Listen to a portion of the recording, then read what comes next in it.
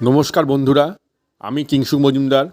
আজ আমি আপনাদের সবাইকে জানাই ইংরেজি নববর্ষের উষ্ণ শুভেচ্ছা ও আন্তরিক অভিনন্দন।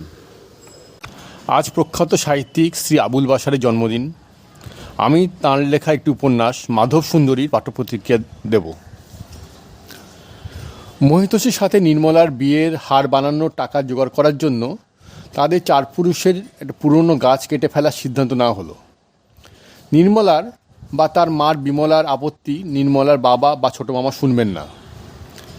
বাপ মা মরা ছেলে আদিত্য ওই গাছটিকে নির্ভর করে মাচা বেঁধে একটা দোকান দিয়েছিল। শোনা যায় ওই গাছটি বহু বছর আগে আদিত্য বংশের মাধব সুন্দরী নামের কোনো এক মহিলা রোপণ করেছিলেন। আদিত্য তার একমাত্র সম্বল 2 বিঘা জমি নির্মলা শ্বশুরকে বিক্রি করে গাছটিকে রক্ষা করে।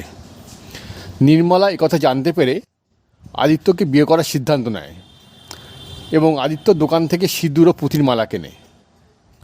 আদিত্য মহিতোষের বাবাকে জমির টাকা ফিরিয়ে দেন। শুরু হয় এক নতুন প্রেমগাথা।